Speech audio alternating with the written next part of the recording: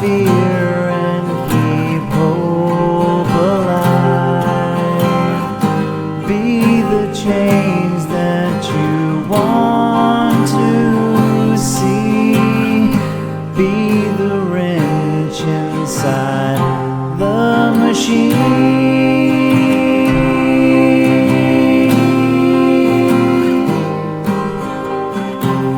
Is it already over?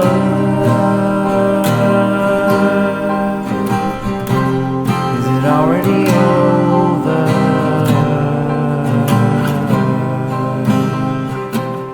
I don't think it's over.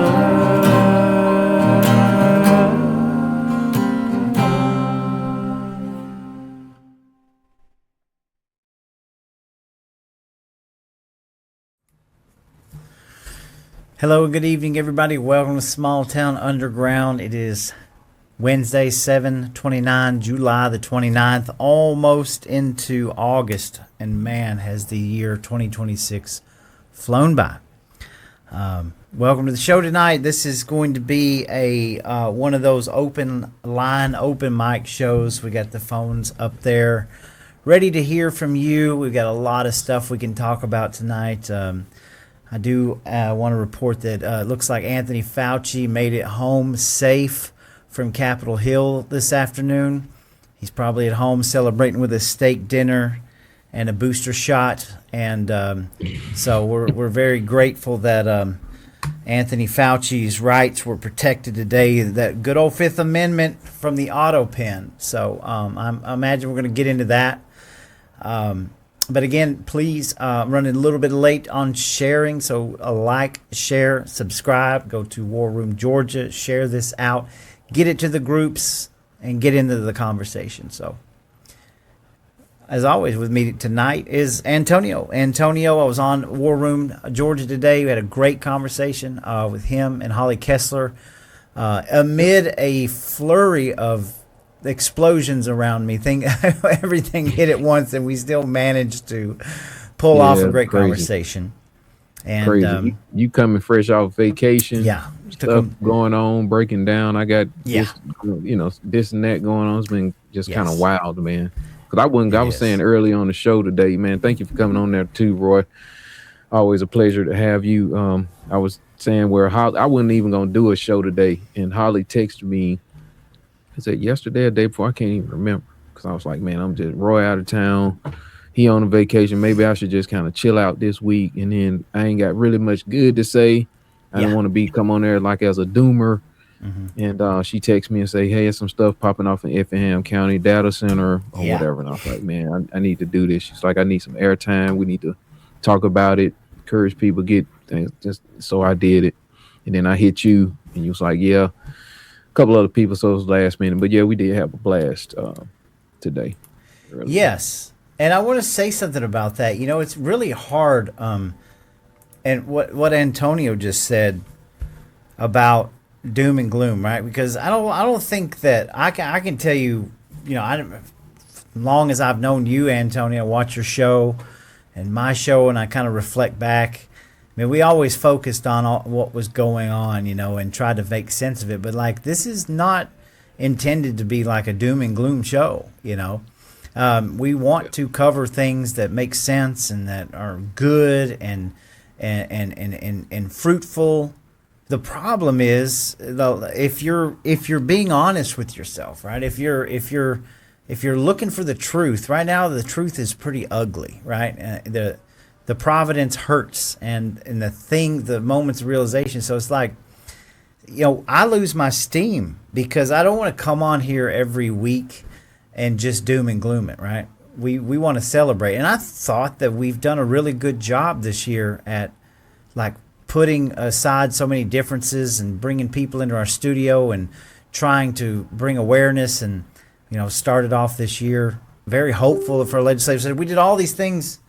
So we don't, but like we're in this lull right now where like it is doom and gloom, and the more truth that you focus on, the worse it gets. And so it's real easy for me to be like, you know what, I really don't want to do a show tonight because I just know. But it's always better with you. And again, you know, you guys out there can tell us if we're way off or something. Please tell me something I'm missing, or I beg to be wrong about a lot of this. Yes, me too, man. I do, Roy. And then, the truth of the matter is, you were saying it earlier. People, we kind of adopted some of the stuff that the president was going through. When he was being constantly attacked, and all that stuff was real. Them people coming after him, his family, trying to put him in jail, and then people stood together, stood with him.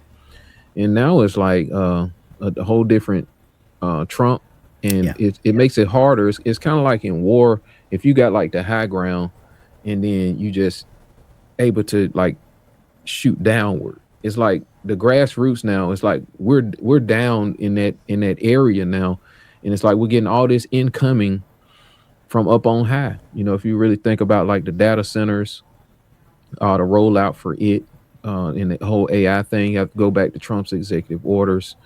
And I don't know if he understood at the time. I ain't making no excuses for him or anything like that, or the gravity of what this would actually do. I mean, every time you look around now, it's like data center here. It's like the first administration, it was a bioweapon release, and that's what we saw with the thing with Fauci early, and everybody knew what they were going to hear today, or was confirmed what many of us already knew, I would say. And now it's like the data center is like the new virus, that's everything spreading everywhere. And it's like we're trying to respond to this, but we getting incoming from like up on high. And that's the bad thing about this. We thought we was gonna be able to have air cover by us elevating the president, and honestly, too many of his decisions, I would say, have been totally off when it comes to fighting for freedom and sovereignty for America. That's just the truth. You said it early in the opener. The truth is very ugly right now. Yeah, man. Let's talk about Trump. Let's get Trump out of the way for a second, because the first thing that ever makes people uncomfortable is, oh, you're talking about Trump, blah, blah, blah, blah. Let's look at 2016 Trump, even after COVID, right? The Operation Warp Speed, we didn't go crazy on the president. We knew this was a setup from the very beginning. We knew that COVID was a pandemic. We showed Event 201. We knew they were full of crap, and we went through some of the craziest psyop I've ever witnessed in my life. But back then, man, Donald Trump and the attacks, and he was focused on the right things, and he was trying to do the right moves despite all odds against him. And then through 2020 to 2024, we witnessed the systematic, deliberate justice system threw at him every which way possible. They even admitted it on TV. They said, we're going to throw everything against the wall and just see what sticks. And we stayed through those years, and we built up a coalition of people from all areas of the political spectrum, from everyday life. The MAGA movement was sort of rejuvenated, and it culminated with the shot heard around the world in July. And once that sort of solidified, Trump taking back the White House, and we were super excited, ready to go, making all the right moves. And what we missed was the sort of the compromise takeover that was going on, the quid pro quo, if you will, which was probably a lot more serious than we know, right? Probably life-threatening. But we spent this first year of the administration like really rooting it on and heavily sort of breaking things down and chance after chance of, hey, we're waiting on the golden age. We want, and the revelations are happening, right? And then the Charlie Kirk, we all know, was that inflection point where things were like, whoa, take a step back. And I believe from then on, even Venezuela, we sort of could understand. We could sort of understand the first Iran, attack, the 12-day war. But then from that moment on, everything's been downhill, and it's blatantly obvious, right? And so that's just the elephant in the room, and that's where our minds are at, and that's what I mean by, like, if you focus on what's really going on and not be a cheerleader or not make believe that everything's okay, this is where we're at.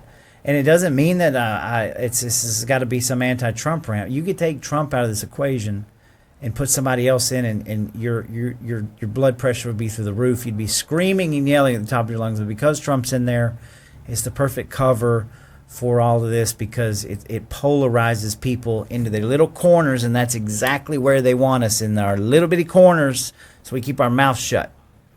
And I'll get into that in a little bit more when we talk about the SAVE Act. But yeah, and if it was Biden allowing or getting ready to sign a piece of legislation to just say we're gonna merge technologies with Ukraine or whoever, people would be up in arms. I mean, sovereignty of America is exclusive to Americans and American citizens being able to make decisions so that whatever the outcome is, if it's something bad or good, that we can reap the benefit, or maybe unfortunately a whirlwind for what's being decided. And that's just not what's going on. I mean, the president, he ran on domestic policy, doing things for America, and it would make your posture better if your country is stronger. And that's why it's so important that we do things in order. And this is just so out of order for me, Roy. I don't understand how you don't take care of home first. Well, I mean, when you're looking at like logic and reason, and please use the call-in number, call and tell me what I'm seeing wrong here. But it only makes sense if so much of this is happening over and over again. The only logical conclusion is that it's being done on purpose. And the thing about it is how can you spend years listening to people way above your head tell you that, hey, this is going to happen and we're going to do this and this is the way the world is going to be. And then when it's happening, it's wrong to point that out. Like, I don't understand that. They've told us very plainly and clearly that they do not care about us. And, so it is what it is, right? People can hate Trump all they want or love Trump. It doesn't matter to me because we're in this situation. And talking about today, Anthony Fauci went up to Capitol Hill and sat there and invoked the Fifth Amendment, would not answer any questions, and walked out of there. We have more than enough evidence, more than enough proof, more than enough documentation that anybody could go right in there and put handcuffs on that man and throw him in jail, and a court of law would bury him. But he was able to walk in and out and make a complete mockery out of Capitol Hill, our legislature, our federal government. He is a murderer, and he's not alone. But we watched a murderer walk in and out today, and frankly, Antonio, that insults me and insults my intelligence. I didn't watch it. I was never planning on watching it. I will get around to it. I've seen the clips, but I'm not wasting my time with such stupidity, because I'm supposed to be the dumb one. I'm the guy that's just a small town dummy that's just up here running my mouth. That is insulting to me, that they would even invite the man to come and speak knowing that we weren't going to get a damn thing from it. And pardon me, I'm very try to watch my language here, but it's you see what I'm saying, Antonio? Yeah, I see exactly. I'm insulted what you're saying. by it. Insulted. No accountability, but this Trump blinked on the Epstein list or whatever, and this all go back to that, Roy. And they say, "Oh, you're not this. If you the president is guided and stuff." And I'm thinking to myself, okay, if we won't prosecute criminals again who did things to children, trafficked them, abused them, and even ended some of them, then it's like we're not worth anything, man. It's a moral issue. So, and then if we were serious about COVID and all of that, what would come out? The truth is America's hand in it. And even if you look like at the SAVE Act and we say, oh, we get this long post or whatever from the president, and he's like, oh yeah, well, China's manipulating our election. Well, what about the guys like in the state of Georgia and what they did to our election? And after they had been given all this information and boxes of affidavits, and they did absolutely nothing. Yeah. America, Roy, in the corruption here is a part of the problem. Look at the flock cameras. And I know I'm all over the place, but all of this stuff is interrelated. We talked about transparency on the show or whatever. We talked about the vaccine rollout and how, the similarities and pattern recognition between that and the data centers. It's like we get a pandemic dropped on us, and they go from saying, oh, maybe you should get vaccinated to you got to get vaccinated or you lose your job or whatever your whole career. At first it's like coercions, then they start threatening you. Look at the flock cameras. First it's they put your neighborhood camera up. You got a choice to do that to watch people. Now they putting them all. No, the traffic camera. The traffic cameras they was putting in every post. And now they put it in flock schools, cameras all over the place. Now you got a flying flock, just like Gates was gonna get a flying syringe in the mosquitoes. Yeah, right. It's the same thing.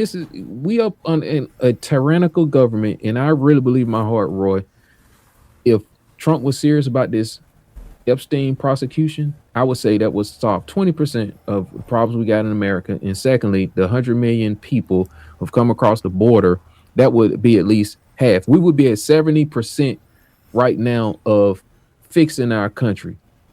I really, really, truly believe that if you had done those two things and been serious about mass deportations and the other thing. Go ahead, Roy. Let's lay this out for the layman people, the people that screamed at people like us for saying, are you really going to get hung up on the Epstein list? Absolutely. I've said my position so many times. But at the very least, the information that we have already on the Epstein list, there's more than enough for several investigations to be opened, right? Several investigations. The blatant lies that were told by people like Howard Lutnick and Les Wexner and all of these key players. But yet not a single investigation's been opened up. And now, of course, Massey and they are trying to sue for the rest of the documents, and the government's just looking at them now and saying, you know what, screw you. We're not releasing nothing else. And that's where we're at now. And I don't think we will ever get truly the documents that, I don't think we'll ever get to the bottom of it. And having somebody like J.D. Vance go on and say he said all the quiet parts out loud on Joe Rogan's podcast last week. But of course, he tried to double back and say, well, most of the evidence was destroyed back during the first court case. And at some point, you just get tired of it. You get tired of hearing it. You just get tired of believing it. It's just like Fauci, for example. If I don't know what kind of hopium that people are on. In fact, maybe I should get some to people celebrate. And I think about Rand Paul because I like Rand Paul. I've always liked Rand Paul. I like Josh Hawley, Kennedy. Man, I love to see him grilling people up on Capitol Hill. But I think here we are tonight, and all of those guys probably left Capitol Hill and they went to go eat, and they're making fun of Fauci. Laura Ingraham was giggling today when the first time he pled the fifth. I saw that clip, and I'm like, you should be proud of yourself for whatever, right? We got him up on the Hill, but number one, I've lost more respect for all of those Republicans up there on the Hill, because it's almost like it's embarrassing. It's embarrassing. And if to think that you got to win to bring Fauci, a mass murderer that was like the kingpin of the pandemic, into the Capitol Hill just to grill him, and he's the one that's really laughing. Like this whole thing, like, how do we take this seriously? Like, I cannot take it seriously. And this is what passes for like seriousness in the government. Yeah, well, remember they drug Hillary Clinton in. And Bill Clinton is like, it's also, this is all about the feed, and it's just my opinion, to feed the news cycle. That's right. To feed Fox News and it's election get us year. Distracted on some. Yeah. And all the while in the background, you have like different places announcing their first, robot security force. Yeah. Like I saw some stuff today, some articles and things, and at the same time, you got the people watching this soap opera happen up on Capitol Hill, to your point. Yeah. That where nothing is ever really going to happen. Where Todd Blanche could have had a probe into Fauci and what happened on. They got the documents, right? Mm-hmm. They could throw him in jail and slam the door. Well, but think back to this. Remember, we took the money out of the World Health Organization. Okay, what does Trump do? Maybe there was some good things tied to it. He gave these pharmaceutical companies another access to money. We want these companies defunded. Yeah. He still found another way to feed these companies because you know why? It feeds the market, it props the dollar. Now, I don't want the dollar to crash, Roy, but the reality is we're not making anything in America, and that's the problem. Because at the heart of this, the fundamental of this, Roy, is when you have tradesmen who are able to out here, and we promote that, they're able to have a piece of the American wealth. Yeah. And that is what the crony capitalists do not want to share. And that's why they want to starve out the American, bring in some guy who don't have birthright citizenship, and they can hang that over his head, threaten them, and they take our money and water it down because now we're subsidizing these illegal aliens and H-1Bs and all these other people with food stamps, healthcare, and all of that. And it just kind of keeps us down here. So you got the wealthy or whatever people with a whole lot of money, and then we're getting crushed. And they using the system against us, and that's why they want to produce nothing, Roy, because it will empower people like me, you, and the average person that gets up and work every day. They do not want to share that wealth. And I'm not saying we should get something for free, but they have locked us out of this. Well, yeah, I mean, obviously they've not only locked us out, but they keep us down in this left-right paradigm that just keeps you trapped. And again, like I said, Trump is the perfect polarizing figure for that, right? Where if you speak out, you automatically become a liberal or you automatically become an enemy of the state. And it's where the veil is wearing so thin on all these things. And again, I vote for Trump again tomorrow. He came to the state last week. I love the program where it puts the $1,000 in the accounts for the children, and love to hear those kinds of things. That's America first. That's about the future of our children. But I expected to, I really did. I was like, okay, as he's flying in, there needs to be 100,000 dump trucks headed every county, because last week the man came out and said, hey, cuckoo brain, the election integrity that you've been screaming about for 6 years and all your friends, guess what? Not only were you right, but here's the proof. And what a slap in the face. I wanted to see dump trucks come and load up these Dominion voting systems and take them to the dump. But not only did we not get that, but 2 days later, they're signing a data center pledge with Fuhrer Kemp of the state, pretending like these data centers are going to pay for themselves. Yep. And as we heard from Holly Kessler today, the backhandedness in Effingham County. And, I want to point this out. When I first started this show years ago, one of the first people that ever reached out to me was a woman named Nikki from Effingham County. And she came on the show through a phone and was telling us all about these small, beautiful rural communities outside of Savannah, Rincon, Georgia, Effingham County, and how they had just been, developers just been going in and throwing warehouse after warehouse up and just everywhere, entire elementary schools just surrounded by warehouses, and nobody knew what these things were. They were just warehouse upon warehouse. We covered it. You could see from Cartersville down the interstate, it was warehouses all over the place.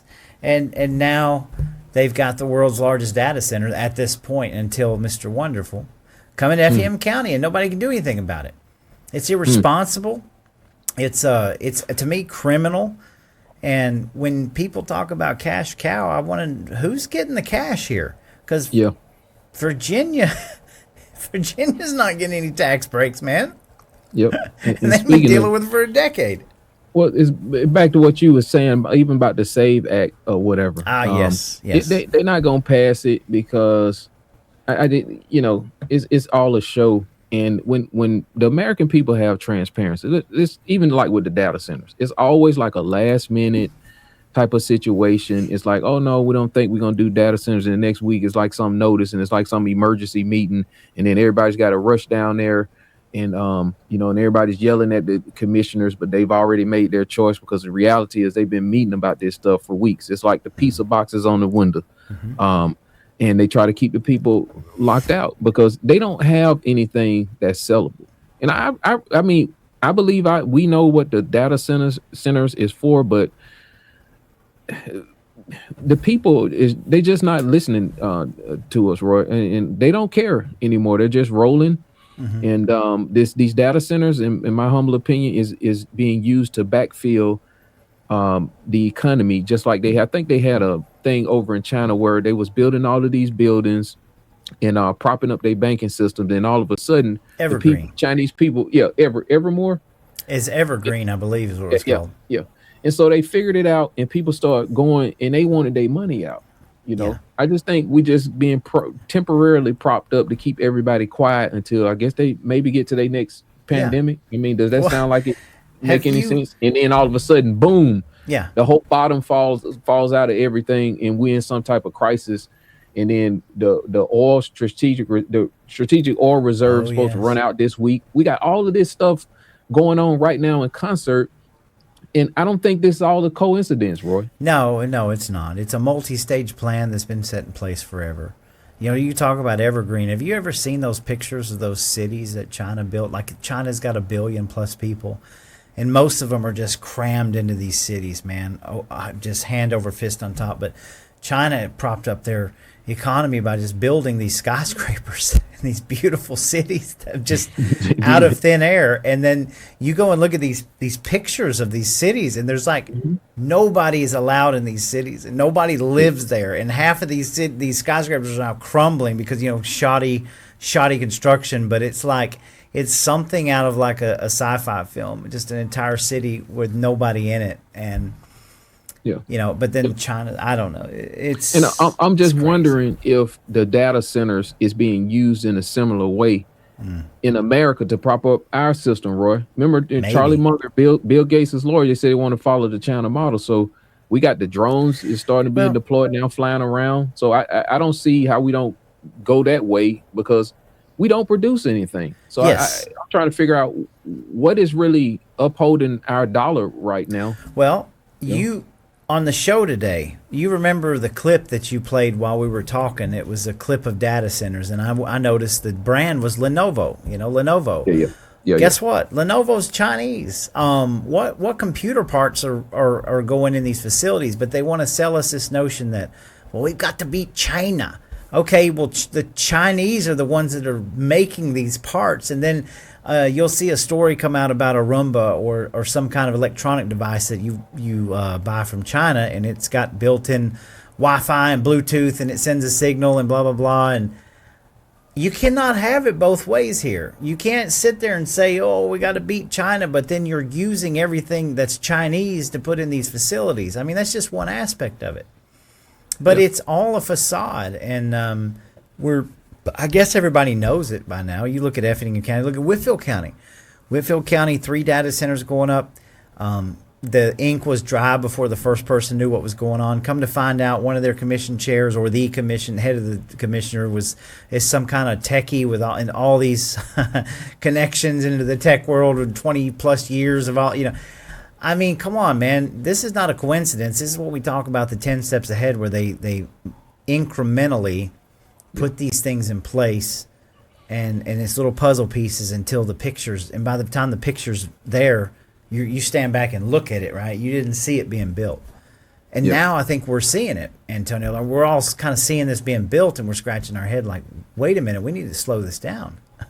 Right. Do you think now, I think, Ann came on because she hosted the last segment of the show, and she was like, we need to really be on watch for them because it's so many people know what's going on now. I mean, look at, you had 1,000 people at almost 1,000 people at Effingham and different places. People know what is going on. This is very unpopular, and they're going to have to do one of 3 things. We're going to have a ramped up war in Iran to scare the living daylights out of people. Maybe hopefully not, be setting a nuke off somewhere. The second thing is to ratchet up the tyranny for real, start deploying these robot police. I know this stuff sounds crazy, guys, but it's I know or do like another bio situation, Roy, to get us under control, because I know they can read and see all the actuaries of people rising up. People know what's going on, the flock cameras and things being cut down. People know what is happening. Yes. So they're going to have to meet us like with some type of blunt force right now is what I'm thinking. Well, I'll give you a few examples of how you see these things and then they come to pass. A few months ago, I was reading an article about, and you couldn't understand why, but it's like, fast food chains, McDonald's is going to start by the end of 2028. They're going to get rid of all their soft drink machines, right? Won't have any more soft drink machines in there. And I'm like, okay, that's weird. Why? There's not, maybe there's a couple reasons why, but guess what? You start going and stopping at some of these places, and there's no more fast food drinks. You can't pour your own drink anymore. But maybe that's a business decision, right? You will get another article saying, "Hey, Walmart's decided to go to digital price tags," and you'll see these videos where people are walking in these stores and they have digital price tags, and based on your your frequency of your phone and who you are and your digital self, the price can change in a split second as you're walking by. Why? Because they want to entice you to buy things and they know your price point. So maybe you walk by a dozen eggs that cost $1 and the price will just within a second drop down to 90 cents. Guess what? You're going to buy that, right? Well, then, maybe some rich broad behind you and the price jumps up to $1.10. You see, fluctuating, incremental, just like they do the stock market, the trading on this. Guess what? I was at the Walmart in Panama City over the weekend, and the first thing I noticed was the entire store was digital price tags right there in front of my face. Everything was, I took pictures of them. Digital price tags, and that was something, and now it's happening.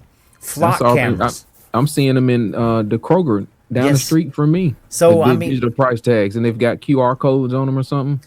Or they've got little QR codes. They're just digital. I don't know. That's requires one less person to go through and change a tag, and that requires a very minimal amount to change a price. Especially if you're hooked up into some sort of system where you're the Wi-Fi bouncing off of their Wi-Fi, they can read you. Yep. This is the world that is being painted around us, and it requires less people to do less things. And again, today, you think about that. So you're requiring less labor for people to change out price tags or do anything like that, right? You could do that from like a corporate headquarters in Arkansas, change the whole country. Now, these retailers are now going to start charging 10 cents every time you go to use a self-checkout for bags, okay? And this is going to be... They already doing that at Sprouts, if you go to Sprouts. There you go. And this is not just one company. We're talking about everybody. So they took cashiers away from you and they made you go scan your own groceries and bag your own things up. And now they're going to charge you an extra 10 cents when they've saved all of this labor on humans. You understand, like we're noticing and seeing these things and realize it doesn't make sense. What kind of world does that paint for any of us? Yeah, pretty soon. I mean, again, it goes back to what you said before. It's a post-human world. Yep. Noel Harari, one of these guys from the World Economic Forum, they're laying everything out. And it's like we, in many instances, are like shoveling the dirt on us for the hole that these people have already kind of dug for us. And it's like we're kind of like caught in a paradox, because it's like, how do we get out of this? I mean, we got a cell phone, can't do nothing without it. Bank account is pretty much already digitized. It's just a formality of saying, hey, of forcing the companies to say we don't take any more cash. Oh yeah, that's coming. The penny. We don't take. It's basically, if you got a PayPal, which I got, or a Stripe account and different things, you already have a digital ID. Yes. I mean, that's already digital ID. The only thing that's still in the mix literally is cash right now. Maybe they haven't figured out exactly what they want to do, so they just kind of leave that in there so they don't freak everybody out too quick. I mean, I don't know. I'm just kind of spitballing. No, you're right. Petrodollar, right? That's what it's called, the petrodollar. Well, what's the easy way to get rid of the petrodollar? Well, you run out of gas. You run out of oil, and you have a major catastrophe, and you never let a catastrophe go to waste. And it's real simple. switch things over. Cause they might be like, wait a minute, y'all ain't got no oil no more. Matter of fact, you don't even have a strategic, right, or whatever. But so all of these things in and of themselves aren't bad, right? Technology is a great thing, right? But imagine this scenario, Antonio. Now, first off, there's enough media out there that anybody could take a artificial intelligence program, an AI generate, and next week's show we could have a digital Antonio and a digital Roy just sitting here talking, and it sounds just like us, and all this stuff. So that's already possible. But let's just say we run into a situation where you're getting attacked on your show and you're dropping your links. Well, let's just say 2 or 3 years from now, you've got the kill switches activated in the cars, you've got flock cameras all over the place, you got digital currency. Well, think about it. I mean, how easy it is. Like somebody that doesn't like you, say, I want Antonio to stay home today, and So what do? Well, you cut off any means to be able to buy anything, and then you cut off Antonio's truck so he can't go anywhere, and then you monitor on these flock cameras, and then maybe he gets a point taken away from him. And this is already things that are going on in China, but the implementation of these technologies all at one time, and mind you, at breakneck speed, right? We covered that today. These people are, as soon as one data center is getting in, there's another data center over here. You're looking like this. Guess what? I mean, how is that not going to be abused in the future by people? We already have scores of police officers that are getting arrested for using flock cameras now, just to follow women around.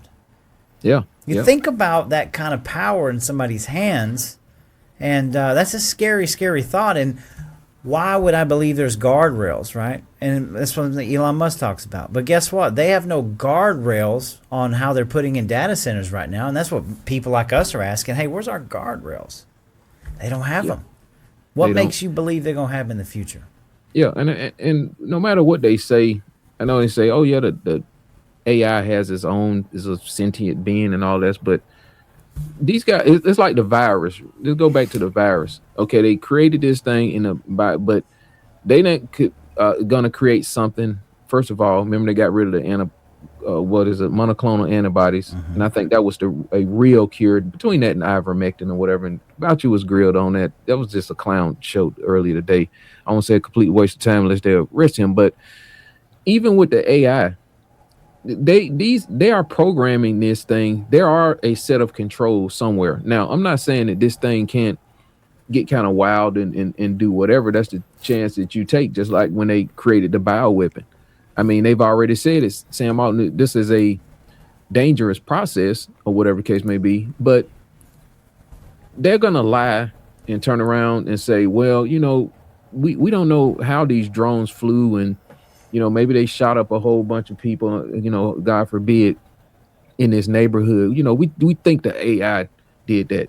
And look at the weather. Remember the place up in Carolina where all the water? No, now there's hardly any talk about the weather manipulation. Yeah. Remember that part? Oh, yeah. Oh, it's nothing. You crazy. People are crazy. Nobody's manipulating the weather and all this stuff. Then they rolled a weather guy out. Remember that? And he went on a campaign to kind of, I guess, I don't know what that was to do, to help take a pressure relief valve or something there. But the point I'm making is lithium. The same, the lithium, the same thing they're going to come out and do with the AI, Roy. Well, sure. They're controlling the weather. They're manipulating stuff, spraying stuff up in the sky. They said everybody was crazy. Now, things can cause big catastrophes. I'm not saying that that's not possible, Roy. Yeah. But they're going to blame things on the AI, just like they blame it on the wet lab and the wet market and all this other stuff. They already got it rolled in to destroy different areas that they want to do. And then people going to sit back and believe, I think that the AI is really smart. And then it just kind of went crazy and went wild and everything backfired and all these people. Sure. This is how people going to think. Mm-hmm. No, you're not wrong. I mean, the whole system is against us on every bit of this. Election integrity. Let's talk about that for a minute. I mean, paper ballots is now just a myth. I mean, and I want to preface this with that. I will never, ever, ever stop supporting like people like Georgians for Truth, Voter Georgia. I will never give up on the election integrity movement. It's way too much fun. It's way too many people involved in it, and there's people working tirelessly. But at this point, the clown show that we've went through in Georgia alone on paper ballots, or any semblance of trying to get the voting software and machines out, is just pure myth. But what do you think? You know, I read somewhere today that I think it's as early as August the 17th, they're going to start looking and voting on the next electronic voting system in Georgia. And so they're just moving right along. But think about the implications of artificial intelligence, because artificial intelligence is promising to take all of these boring coding jobs away and blah, yada. And so what's to stop them from letting artificial intelligence do our elections? I mean, everything points to this. If you can't even go back to something like paper ballots, what would make anybody think that artificial intelligence won't be, over commanding our election process? So right. Everything's going to be kind of run by artificial intelligence and a small conglomerate of people who want it that way and I guess want to live forever. Yeah. I mean, the pattern recognition in this is just amazing to me, Roy, because just the data centers, no matter what you think about, okay, they're going to move on to a whole different election system. I wonder how many phone calls people like Sam Carnline and different people got, or maybe even Garland, to say, hey, we got another system that we're looking at. We want you guys, since there's been so much backlash on the system that we have, we want to bring you guys in the room and make sure, no, that makes too much sense, right? Sure. They're not doing that with the data centers either, Roy. No. Hey, come on, Catoosa County or this county, that county, come on in the room. We're going to talk about it. No, instead, they got commissioners and things that are having to sign NDAs. Mm-hmm. Pizza boxes on the wall. And we're getting called stupid. We're getting called stupid for even asking questions. Yeah. You ask questions, you crazy. But or if you go down there and you already mad, you just like some type of rabble rouser, you're supposed to just take it however they gonna give it to you, instead of the Georgia, like with this election thing. The Georgia legislature should have those guys in the room vetting the system, looking at everything, because after we spend the people of Georgia's money, we don't want to hear anything but, hey, that was a great purchase or whatever. And then if there's some problems moving forward, we'll have you guys come through, vet the system, make sure the integrity of it. But they don't want that, Roy. Oh, no. Well, of course. I mean, they want to control it, man. I mean, think of it this way with regarding elections, like you said it, like all of these dots connecting. So if you go back and take an honest look at what we've been through just in Georgia alone, right? And then you coddle that with what Tulsi Gabbard has released, and you connect that with what Donald Trump came out on television and did, and what we know throughout the U.S., then my question would be, at this moment in time, why would I even worry about voting in November? And I'm speaking to myself here, but like, that's playing the game. That's knowingly and willingly, like knowing that it's all a facade and you're going to play it. So at this point, and I want to ask representatives and people that are running for office, like what incentive is there for me to even vote at this point? That's, tell me why. And people say, well, it's your patriotic duty and you got to play the game. And I'm like, so I need to take Dr. Fauci seriously today on Capitol Hill? Like, that was a serious discussion. Watching a man for hours who's literally a murderer, watching a man for hours sit there saying, I plead the fifth, knowing that the auto pen saved, and we've already went through that debacle, but so I can't take that seriously. So I want to know, why should I take this whole election process seriously? And I know I'm not the only one. But again, at this moment in time, I don't feel like there's even a reason to even participate in the clown show at this point. Well, if you say that, then you'll be blamed for. Oh, I know they're going to come after me. And it goes back to we always say, we got to win. And oh, it's like, okay, yes. No, that translates to people who is sick and tired and fed up with this. No, you got to give us power, right, so we can remain in charge, to act like we're going to do something. And in every election roll around, would say, oh, don't let and have all this rhetoric about how the Democrats are bad or whatever. And when they sit, they work with Democrats, but you can't talk to one, Roy. Because if you No, get it's talk to very hard. Democrat about an issue saying, hey man, let's sit down and see how you can pressure your legislators for low taxes and we can on this side of the football and see what we can. No, you can't do that. But they can sit up and vote with them in the federal government, work with them on the state level, wherever, but we can't do that. Why is that? I don't know. We can't talk to them, right? But they'll do whatever they need to with them to get what it is done that they want. But we can't talk to fellow people in the community and try to come together and put pressure on them. It's a uniparty, man. It's a uniparty. It's generational. It's a psyop. You're supposed to hate the other person, and let's face it. I mean, the Republican Party is the lesser of the two evils, and boy, is that such a low bar that is set right now. But the Democrats, like I was looking at something about data centers the other day, and I'm looking at the contrast because only thing I hear from a lot, and I'm not trying to go the red and the blue route, but like Democrats, they're just like they treat data centers like they treat Trump, orange man bad, right? I'm not seeing a lot of substance in their arguments. It's just the shiny object in the room that I see a lot of these kind of liberals and stuff, like the Ukraine war or something like that. They don't even know what they're protesting. They just know that I got to hold a sign up that says data center bad, right? Orange man bad. That's what I'm seeing and what I'm searching for, that conversation that can be met in the middle. But I look on the other side of things and I'm like, well, we're bringing up questions and real concerns and we're wanting to try to make a pathway through, right? But in the grand scheme of things, it's so much easier just to keep us all divided down here and hating each other.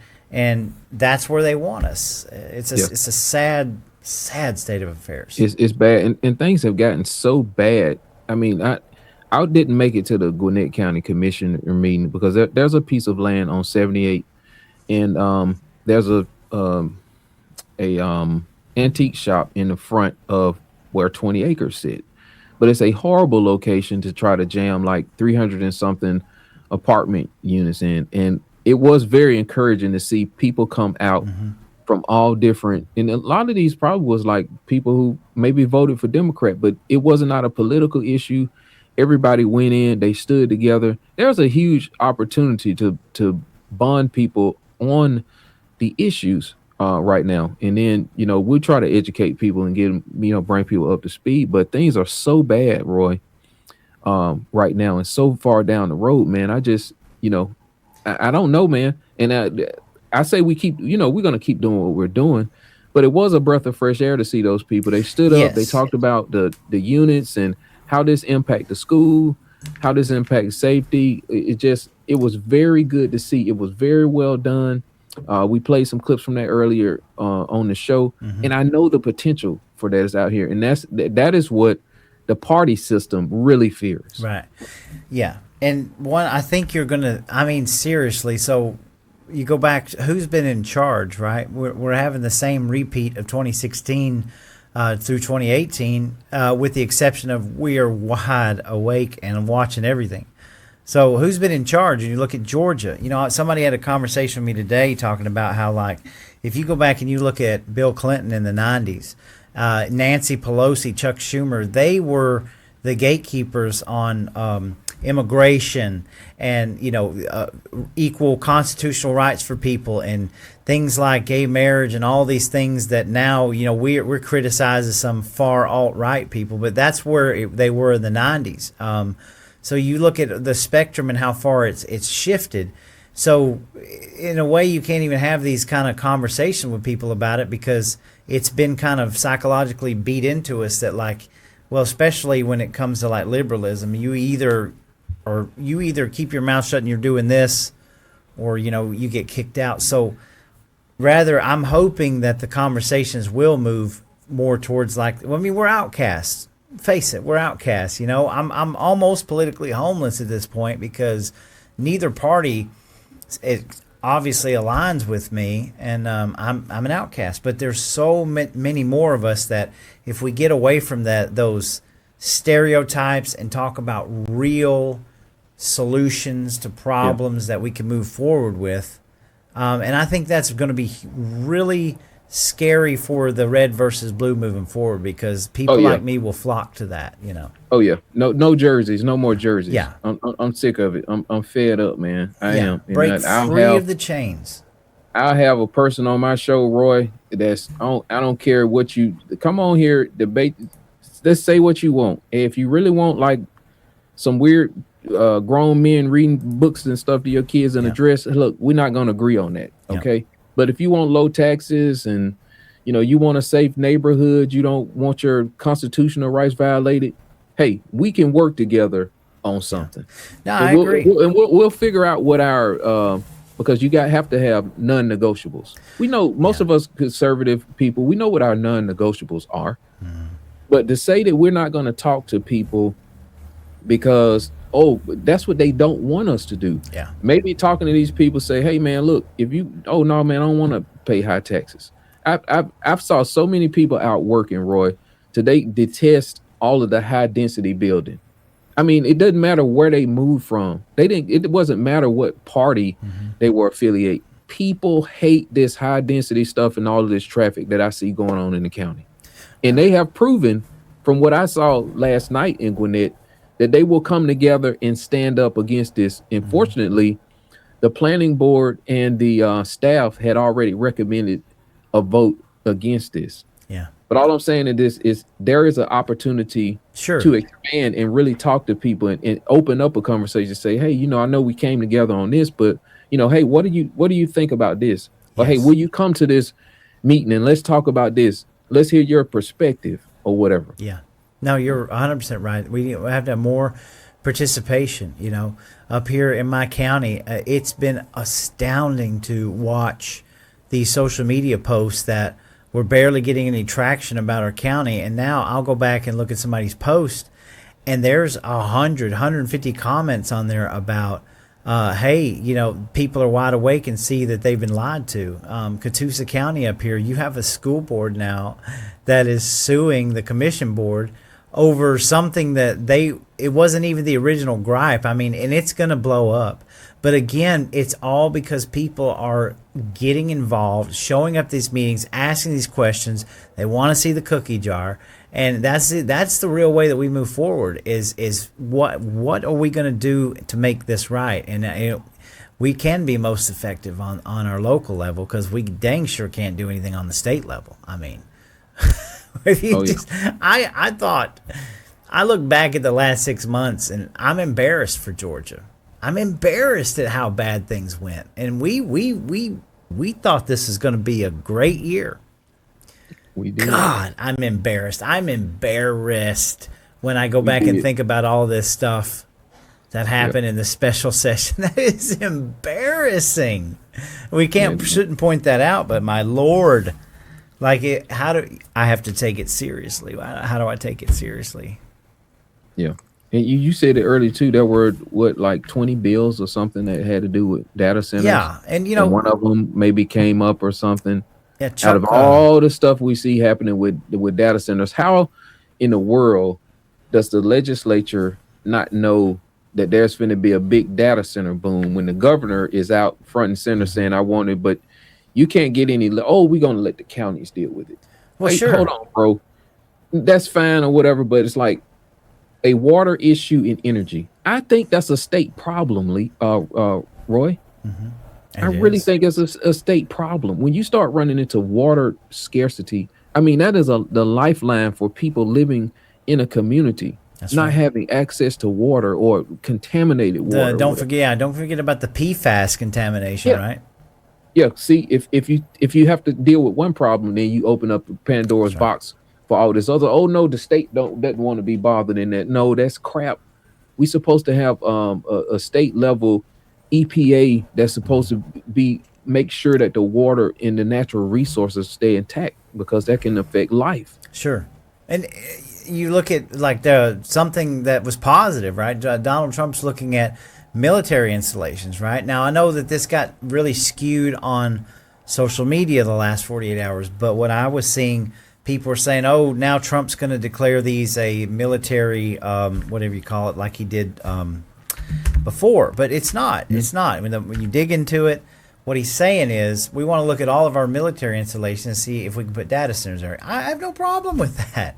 I have no problem with a data center looking at an existing structure that is already there and something that they could build as opposed to taking up our agricultural land or something like that. That makes sense to me. But again, at the same breath, I just read an article today about Byron Donalds, who's running for governor down in Florida, and his message, you got Fishback over here saying we will not allow data centers to put these things in wherever we want. And now you've got Byron Donalds saying, if I become governor, I will mandate it through this state. And what did you just talk about? It is a county issue. The counties control what goes in and out of their counties. But you have a governor candidate saying that he's going to mandate it through the entire state. There's no guardrails whatsoever. It's the Wild West when it comes to these things. It is. They should be focused on the preservation of the rights and protection and safety of the citizens of their state. Yeah. And it is obvious that there is a water issue and there could be a potential energy issue. And for them to say that is going to be a local problem is malarkey. Mm-hmm. I agree. It is.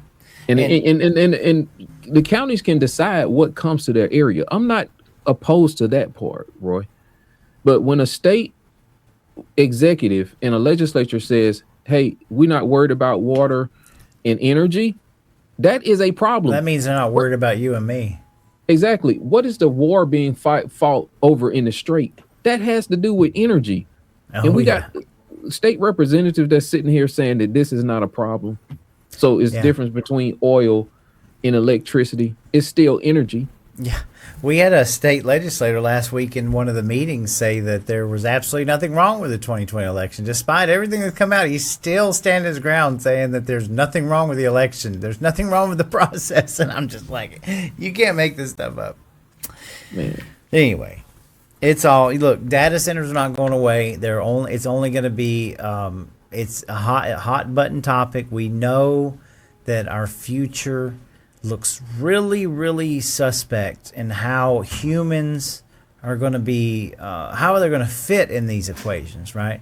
With the robots, and you got the Wago, the video you sent me with the autonomous vehicles, autonomous robots, and less people to do less and less. And then what happens at some point? Nobody can find jobs, and they've talked about universal income. I mean, look, guys. I mean, it's going to be a digital prison any which way that you shape this thing. And I guess everybody is frustrated, but they want to know what to do. And I tell them I don't know what to do. I don't know what the answer is. Just keep fighting, just like we've been doing, right? Yeah, I definitely don't know the answer, man. Just don't give up, man. Don't put the freaking... I used to use this equation all the time, the Holocaust. Don't put the patch on your sleeve. Don't get into the train car, I mean, like, just don't. Do not comply. It goes back to COVID. My family, myself, we did not comply with this. I was ready. I told my employer, if you mandate this, you're going to have to fire me, right? At some point, you cannot just go along with this. You just have to not comply. Yep. The resistance starts here, now. And it's for you standing up for your constitutional rights. And as Mark Swanson said a couple of times, the government are only trustees for what already belongs to you and me. Yeah. They're trustees, and at some point when the trustee ain't doing his job, I hope it doesn't really come to like some type of a civil war or whatever. I really don't, but it's like it's inevitable, Roy, is what I'm seeing right now. They're either going to crush us, or they know that there is an uprising right now. They know it, and so that's why they got to get these robots and all of this other stuff, because they're not going to be able to convince a civilian human army to do the things that they're going to want done. Sure. And then when some disaster happens with the AI, it'll just be like a beta test to see what we will accept, just like it was with COVID. Remember? Yeah. Yes. Put your mask on. Put on 6 masks. And then they were going on television. They're just trying to see. They're going to run another beta test to see what we'll put up with before they really unleash this machines and these robots on the people. I agree. And let's talk a little bit about Israel. A lot of people believe this NDAA. Obviously, it had to do with kind of cutting off the aid so they could blanket it under the Pentagon, and we stopped going through Congress, right? But a lot of people speculate that part of this is letting a foreign entity being able to come in on U.S. soil. Like, we worried about the UN for years being able to come in. We almost, they almost signed our medical freedoms over to the World Health Organization. That was a real thing. People forget about how the Chinese were invited into Canada to do drills up in the mountains. So it's not far-fetched to believe that one day Israel could be used against the American citizens who do not comply. And there's other, people are talking about, now you're starting to hear about conscription and ground troops in Iran, right? Well, there's the theory is that they're going to play it real nice and coy right now because we got to get through these midterms. And then what happens right after midterms? Oh, boots on the ground, actual, boots on the ground warfare, which I am against, totally against. And then you even have some of these sort of crazy kind of the Zionist type people talking about how, hey, we should just get this over with and just throw some nukes out there. And I'm sitting here thinking, my God, this was the same rhetoric that was being used with Russia and Ukraine a few years ago that we were all uncomfortable about because all it takes is that one push of a button. But then that solves a lot of their problems when we talk about these are the same people that are building their own breakaway civilization. They don't care about where they put data centers. They're all building their own bunkers and ready to get under the ground. And you start to see a painted picture here, and people don't want to look at it. I get it. But again, if I'm off, if I'm looking at this thing wrong, somebody just tell me where I'm wrong, and I can look at it differently. They think that you can. Remember what the Georgia legislator told us? I do. A handful of patriots from Northwest Georgia. We don't have to name names, but you were in there. Some of y'all are in this comment section. Yep. That we were told if we would agree or something with the AI that we could help the coming of Christ or fulfill prophecy. What kind of Bible are they reading from? Yeah, nobody knows the day nor the hour, and you can't provoke Christ to do anything. Mm-hmm. That was told to us in private, and I don't think it'll ever be named because that's not how we operate. But we were basically told countries like Israel have technology that you wouldn't believe have the technology. Tanks that are fully autonomous. Things that are hidden from the people, and said, hey, this world is wretched. We're ready for the end of the world. We want the end of the world to take place, and we strive for the end of the world. It took my breath away to hear that, because you see it in YouTube videos and you hear these other foreign leaders talk about it, but to have one of your own just be like, hey, I'm down with this. Let's go ahead and bring the rapture. And I'm like, wait, you and me don't control this, man. But what end up happening is we're going to end up in some perilous times, which I believe we will, because if God is consistent in His word, look what happened to the Israelites after they decided to not follow His commandments anymore. Mm-hmm. It was tumultuous for them. Yeah. We have turned our back at the same time. Yeah.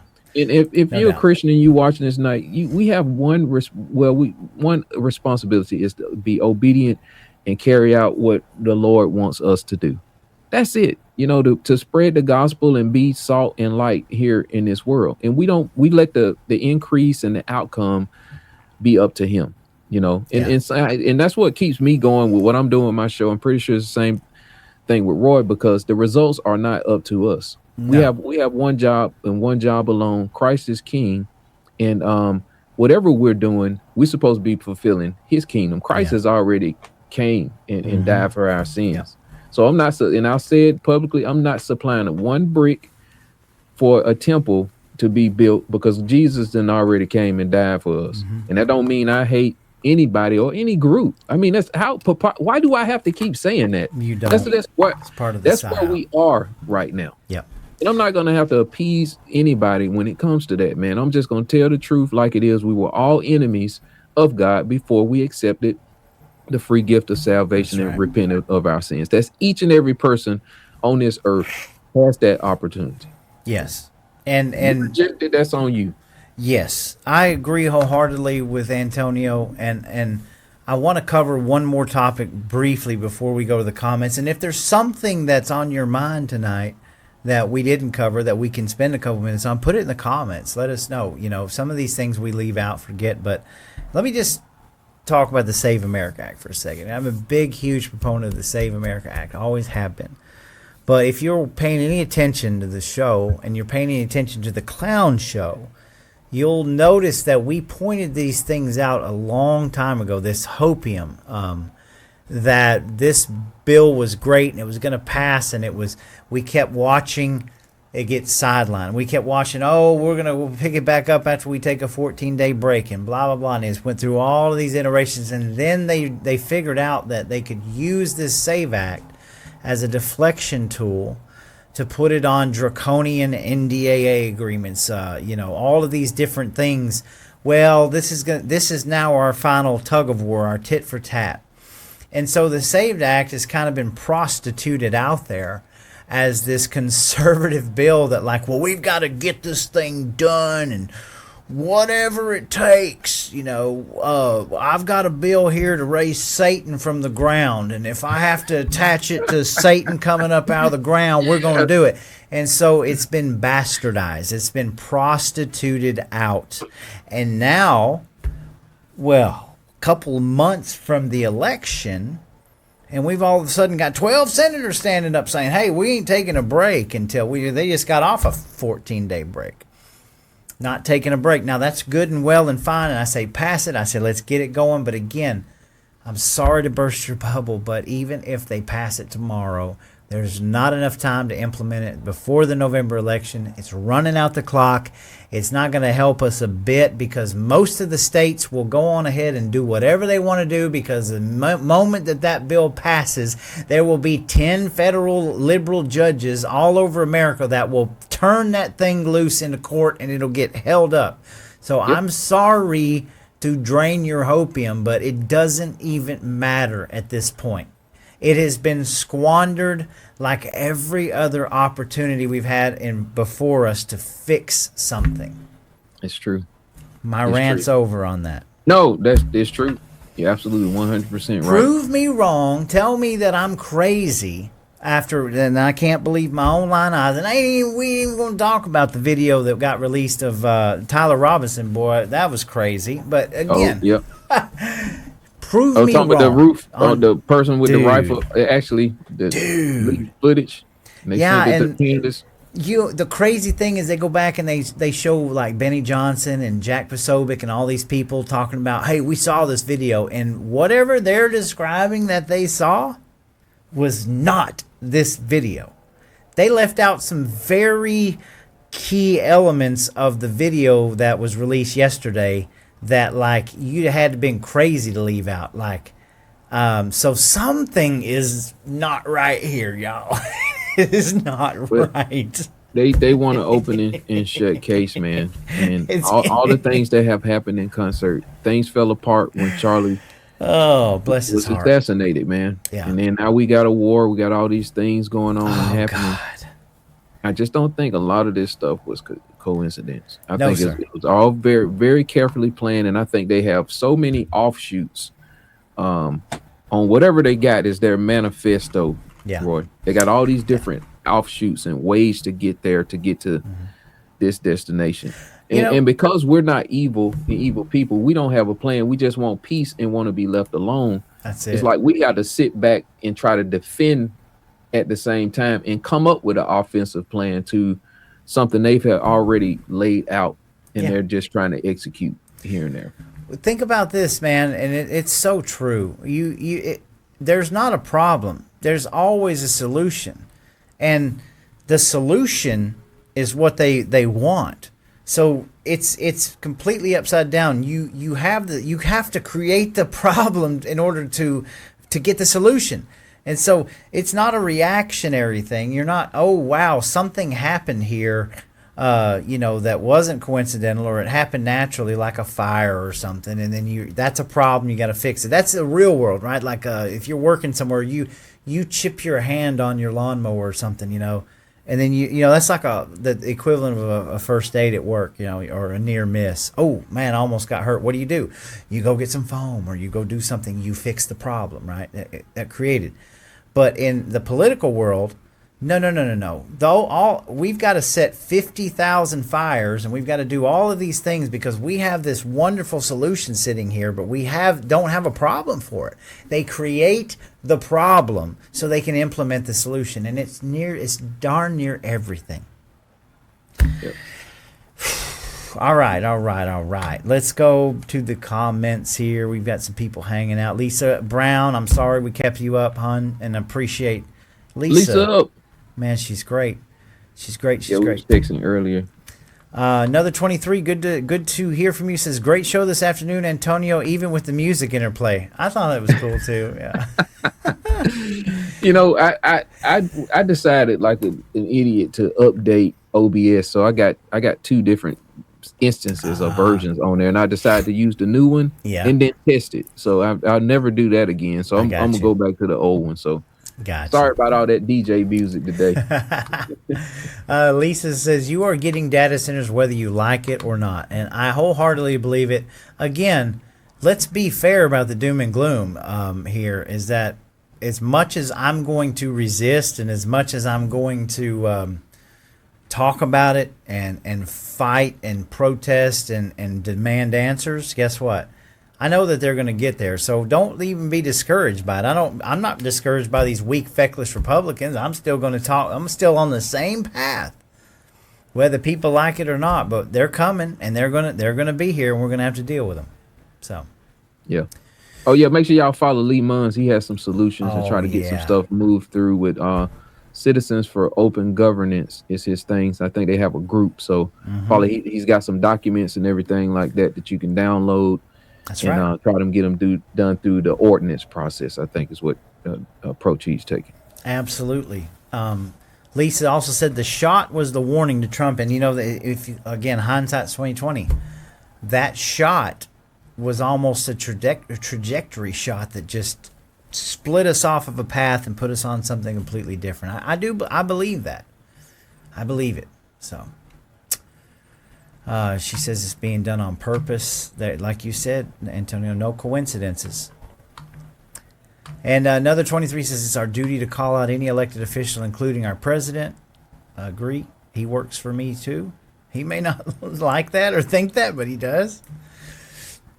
Quentin Postel is, I don't even know what he is. He says that the Democrat Party won't even back him, but he's running for Whitfield County. He was a gentleman that I met last week. Had a conversation with, and I said, hey, not all conservatives are created equal.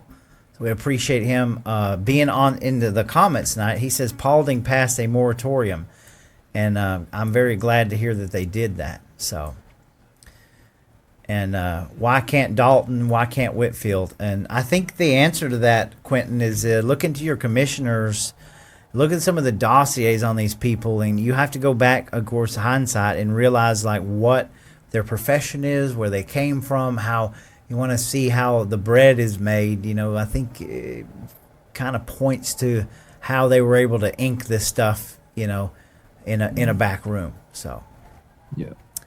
Another 26 is no need to waste time on watching these hearings on Capitol Hill. Use that time to research these data center developers and the industrial development authorities.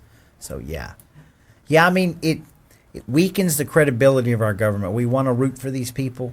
We want to be behind these people. When Donald Trump comes out with a Truth Social calling it a massacre, God, that breaks my heart. That was bad. That breaks my heart.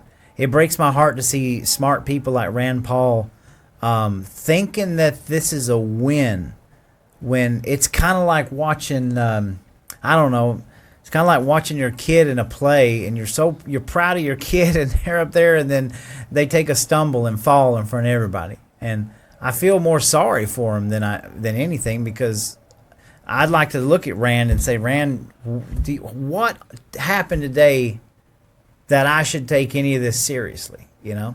Yeah. That's how I feel. Quentin says F Flock, and I don't like Flock any more than you, but I will tell you, you folks, I'm going to put out something soon. If you think flock is bad, you need to look up axion and carbine.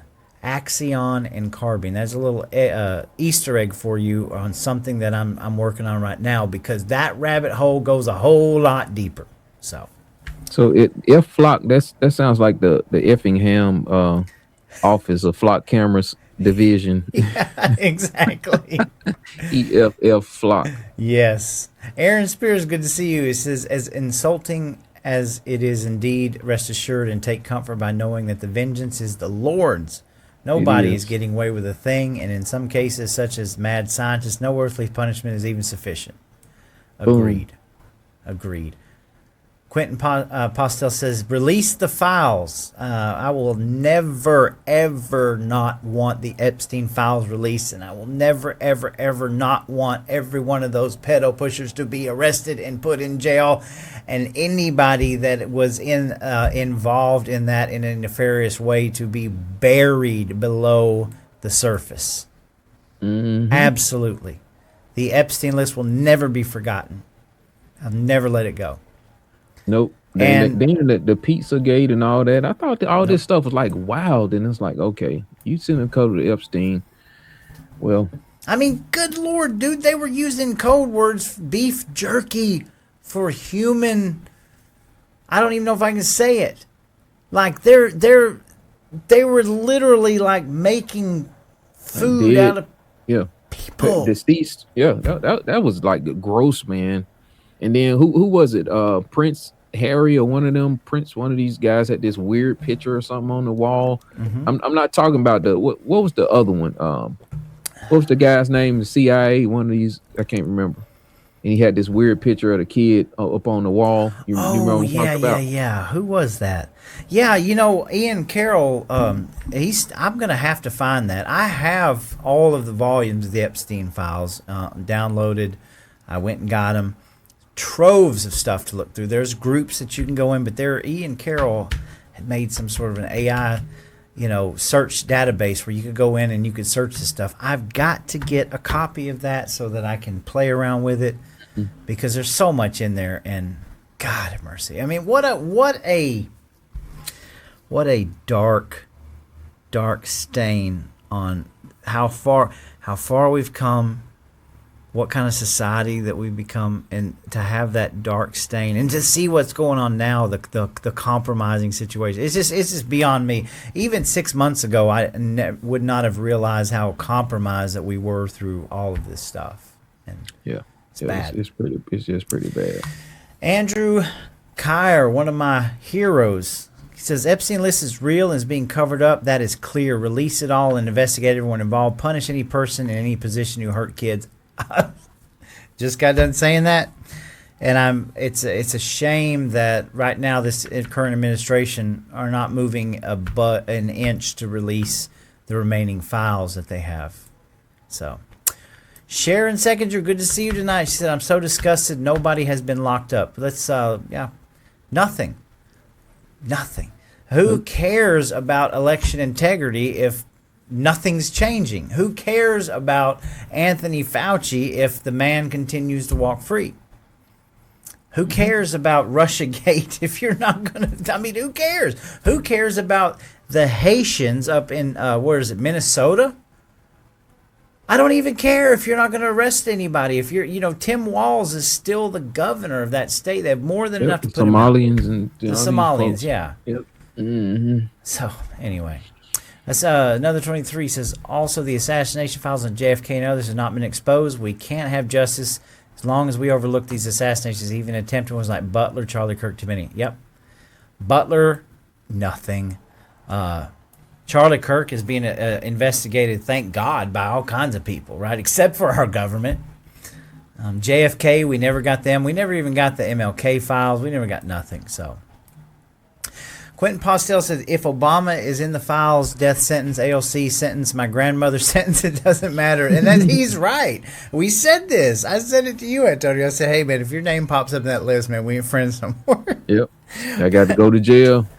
But I think Obama was on a different list. I think he swings a different way, y'all. Yeah. Good to see Lisa Adams.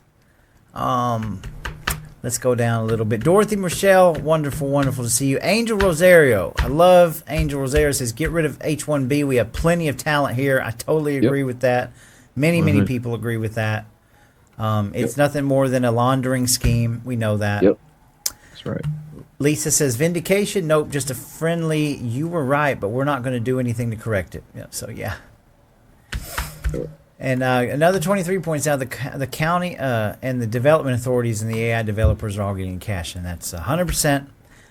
We know how this works. We've pointed it out several times. So, Dorothy says nobody's getting a break. The illegals can cross the border and get royal treatment. Other countries start a business here in the USA and get a 7-year tax break. So, yeah. Yep. Angel, China is smog-ridden. You can barely breathe. Absolutely. You've seen all the videos. What a strange place. So, Lisa says, yep, our county administrator just applied in Arkansas. We're praying he gets the job. Whitfield thinks he's a perfect fit. Sitting him out there to mess the rest of the country up. Lisa, great, Lisa. As Sharon says, it's all about the money. Absolutely. Angel says, Sprouts charges 25 cents for bags.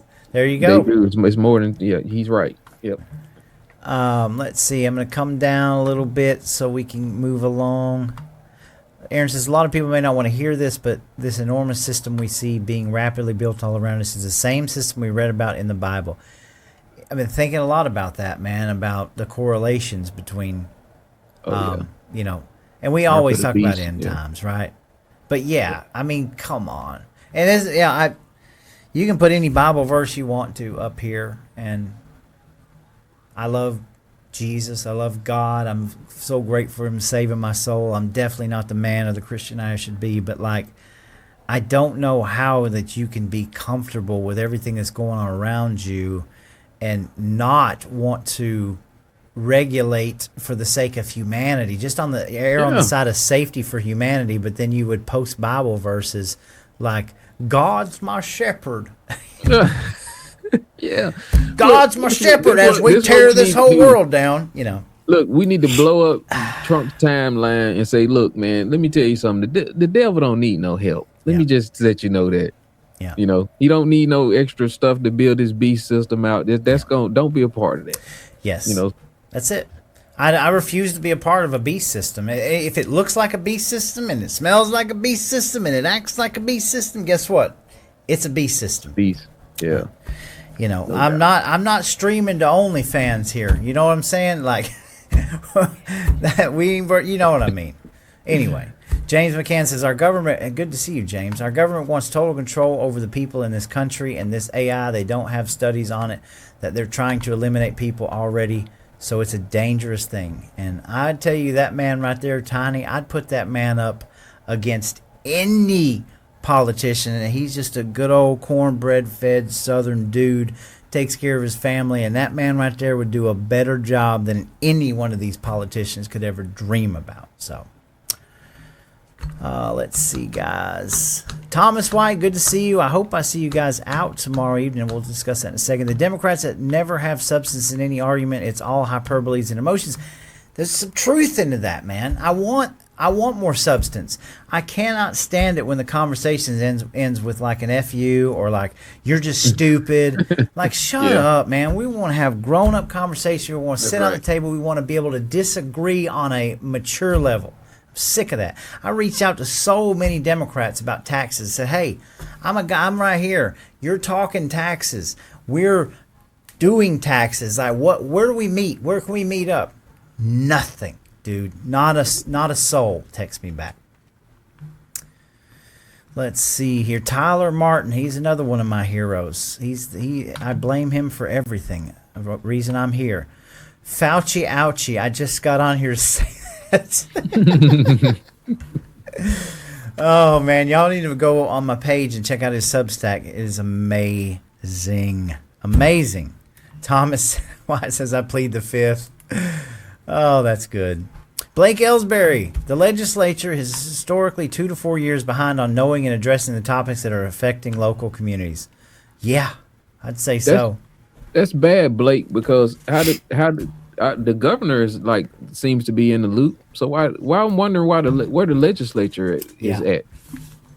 Yeah, that's a really good point. The governor's all over it, but the legislature, I think they go in there and they, he's probably got like an 8-hole paddle or something, and he's just like, just sitting there looking at him and go, we ain't talking about data centers, boys, and they just say, yes, sir. Weak, feckless people. Sounds about right. Tyler says, look, guys, we're not free. We live in the United States of Israel. They tested population control on Gaza and not we transacted that tech will be used on us. I know it sounds like Uncle A. Jones, but in 4 to 5 short years, we won't recognize our country just like the pre-COVID would not recognize post. And a lot of truth to that statement. And it's not just Israel. We have a huge problem with Islam in the country, and we're off playing in the sandbox while these Islamic communities are setting up these entire swaths of land and mosques and everything because they want to control. You see the Sneeko up in New York talking about this will be in every household, and here we are stuck in the middle of this and not doing a dang thing about it. Well, they got a goal, man, and they rolling. They rolling pretty hard. They're rolling. It says, is it civil war if it's IDF? And I would say anybody. I'll just be honest with you guys. I mean, this is where my heart is, and I love the Georgia gun owners, and that's another organization that I will fight hand over fist, tooth and nail for. But I've made my peace with the Lord, and God help anyone who tries to test me or my family or my community, because you need to look up the word indiscriminate. When you activate people that want to be left alone and they don't want to see their things gone, I make no bones about how indiscriminate that I can be, because I've made my peace, and that's where I'm going to leave that. Don't care if it's IDF. I don't care who it is. If you come after me or my family or my community, you hurt against my churches, you hurt my sovereignty, I am indiscriminate. I'm probably going to get put in jail now. You're making threats. Mm-hmm. You going to Facebook jail, Roy. That's it. Tyler says 90% of the population are too preoccupied by their phones to be bothered with the revolution. They just need to slop in bed to lay in to watch their programming. Yep. Alabama Watchdog, good to see you. Prepare for chaos. Yes. Alabama Watchdog, absolutely. Oh, look at this. The Georgia Independent. Good to see you. He says, I think we all three need to do a live. I can tell you right now, it's funny you mentioned that, because I've been thinking about that. I've been thinking about reaching out to you about doing a live. I don't know if you know the Georgia Independent. I would like to point this out, that Matt Day in South Georgia, as well as the Georgia Independent, are really hitting this data center stuff hard. And they're coming up with some really good guidelines and standards. I think they got introduced to Lee Munns. I think Lee Munns reached out to him, and we've got some really good stuff going on here. So please, let's make that happen. Maybe we can set it up for next week. I think that would be amazing to get to know you live and do a panel show. So yeah, absolutely. And Thomas says, what about the feds picking up one of the Fauci's crew a few days ago coming in the country from the Congo with 130 vials of Ebola? Whoa. Oh, yeah. I ain't not even heard of that. Oh, wow. Yeah. Somebody got busted with vials of Ebola. Thomas, please send me that as soon as you can, so I can. Yeah. That's something I must have missed. Yeah, I can't remember where they were, but yeah, I heard about something. Wow. Okay. Alabama Watchdog says another Afghan war. That's certainly a possibility. There's so many splinters. Can I just say this? Remember, not too long ago, we were getting ready to go to war with China over Taiwan, guys. Multiple ways this can go. We were worried about North and South Korea. Always worried about the Middle East. We just went down to Venezuela. We were talking about Cuba. I mean, the war drums are beating hard right now. And mark my words, if we don't possibly see boots on the ground in January, it will surprise me. And that's going to be very scary moving forward. So Tyler says we just made Iran a world power with this. Before the war or whatever, they didn't know they could control the Strait of Hormuz, and now they can. Yeah, absolutely. Yep. There's a really good video that I'm going to release a little bit later. I didn't do it, but it was Blumenthal, Greg Blumenthal with the gray zone. Yeah, yeah. Amazing. I'm going to put it out there. Is it Greg or is it Max? Or excuse me, Max. Max. Okay. Yeah, because yes. I heard of Max. Seen him a couple of times on Alex. Yeah. Tyler says, as the world ends, there's some hard pipe hitting mothers. That's a Pulp Fiction reference. Just waiting for the rules to go away. You wouldn't believe it. But many of us have. I sat down and made my peace. I don't want to keep harping on it, but like I'm already to the point with it where, like, you know, you can go down to the Capitol. Like, they make fools out of us. You're not going to make a fool out of me at my house. You understand what I'm saying? That's all I'm going to say about that. So. Anyway, Angel says Iran is using unconventional warfare. UW, that is the doom of empires. We will be embroiled for more than anticipated. I agree with that. Iran is not a. I am not a. He's right. Iran is not squeaky clean in this. I mean, there's a lot of things going on. People remind me 47 years ago, if you'd have been alive, we might feel differently about it. So don't think that I'm just picking on us. Let's see here. Thomas says it's all connected. I agree. Jan Sheffield, good to see you. Yep. What's up, Jan? She says you're encouraging for us to keep up our attitudes. My new soapbox is helping Tory Branham in her quest to rid Georgia of Islamification. Well, something's got to give here, folks. Something's got to give. She says Matt Day is a force to be reckoned with. I agree. And that's pretty much it, man. What a great group of people that we have. Oh yeah. So always fantastic. Small town. It's always a good time. So I just want to say one thing. Again, I want to reiterate to what I started with. It's hard to come on here and talk like this. I want to be excited. I want to be happy. I want to see the fruits of our labor taking shape. I'm not going to come on here every week and you know, just doom and gloom. And I don't even think we even went that far. We were just talking common sense. But the thing is like something's got to give here, folks, because what we're going through right now is not what we signed up for. It's not what we fought for. It's not what we spent years of our lives trying to fix our soil, our communities, bring people together. Nothing that's going on around us is bringing anything together. It's scattering it out into like a Picasso painting that we're never going to be able to fight against until the picture's already made. And I don't know what else to do. I don't have any answers. But I can tell you that we've just got to keep moving forward. And no matter what, do not compromise your beliefs. Do not compromise the truth, no matter how hard it is, no matter how bad it sucks. It sucks. It sucks to watch Fauci walk out of Capitol Hill today. It breaks my heart. I had a person text me earlier today and said, you know, I watched Fauci walk out of that courthouse knowing that my brother died from being in a hospital hooked up to a ventilator for COVID. You see what I'm saying? Like, people died. I've got people in my wife's family that died from being on these ventilators and taking the remdesivir and doing all this, wrapping themselves in plastic, and only one person. And it breaks my heart to watch Fauci get away with it. And that's where we are at. And you can blame me all day long and think I'm doom and gloom, but this is the clown show that they are delivering to us hand and fist, and I can't stand it. So something's got to give. I agree. I was sick for almost a year with COVID.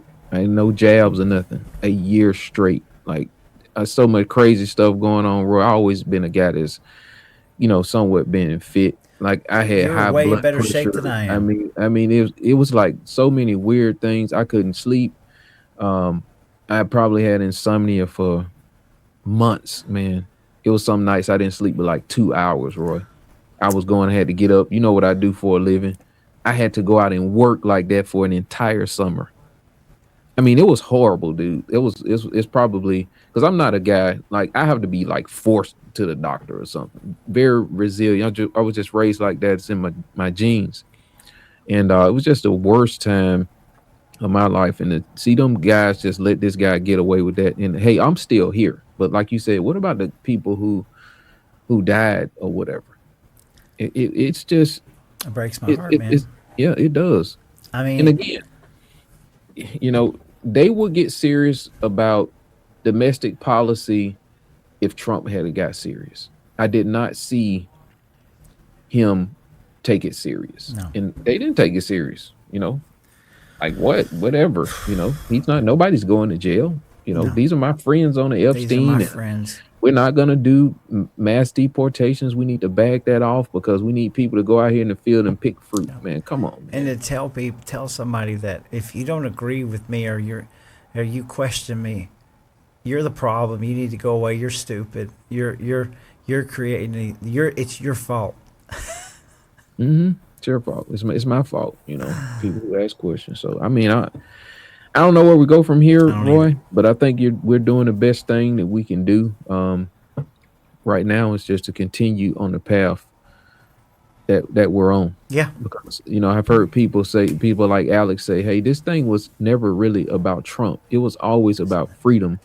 And he carried the torch for a period of time. Maybe he'll come back online and get all the way in. I don't see it, at this point, but maybe something different will happen. Clearly better than a Harris administration, or more like what Joe Biden was doing. But I'm tired of the lesser of two evils, man. Right. We want to have accountability so we can at least fight to have our country back, no matter how this result ends, Roy. Google, when they first started, I've said this so many times, their motto was "Don't be evil," and it's simple. They knew what they had. We've watched Google over the last 20, 25 years, what kind of conglomerate that it's become. And beyond our wildest dreams and imagination, we're here at the technocratic revolution right now. And I want to leave this with everybody in their heads because it never was about Donald Trump. None of this is about Donald Trump. He is a byproduct of the system that we have in play. The power that they are setting up now with the cameras and the data centers and the robots and the surveillance. Imagine this. The power that they are setting up and amassing right now. In our constitutional republic, one of these days, Donald Trump will not be at the helm of that power. Do I think Donald Trump would ever use this really against me? No. But imagine, go back through COVID. We couldn't even say the word COVID, but we would get stricken off of online. Imagine this power that's being amassed right now in the hands of somebody else. That's what you need to take away. Get Trump out of your head. At this point, man, it doesn't even matter about Donald Trump. But what's being set up right now, imagine it in the hands of somebody else and somebody that does not like you. Yep. That's it, brother. I shudder to think, my friend. Anyway, man, hey, again, last word. You got anything else? I think that's it, man. Just to continue to fight, support Small Town Underground. And Eubank, Alabama Watchdog, got a brand new show that's going to be kicking off. We're going to get Small Town at least co-host the stream and some others. And he's going to be looking to kick that off on August the 18th. That will be taking place at 7 p.m. Central Time, which will be 8 p.m. Eastern here. It'll be a great show. She's taking you beneath the surface of what is going on. She gets a big picture, but she also can get granular with everything that's going on with the New World Order. I've learned a lot from listening to her, and she does a great job. So, guys, make sure you follow SNL News Network right now. It's really supposed to be SNL News Media, but you can find the SNL News Network. I'll put the link down here in the comments. And follow Beneath the Surface, and make sure you support her show along with Small Town Underground and War Room Georgia. Yes, sir. Yeah. Hey, guys, that's all I got. It's been a blast. Let's see if we can get the Independent on. Let's see if we can get Ann on, and we'll do some more stuff, and try to keep making sense of this, man. But I'm always, my cup is always refilled when we get together and have these good discussions, man. So I appreciate it. Yep, that's it. Last thing I'm going to leave with you guys, our first Northwest Georgia chapter meeting is officially kicking off tomorrow, Thursday. I'm sending out the stuff. Hope to see a bunch of wonderful, good people in that room from Farm to Fork in Ringo, Georgia, as we kick off the first JBS meeting and we get some boots on the ground. So that's it. Working on some specials. Antonio's got some stuff, and we'll get it out there and see you soon.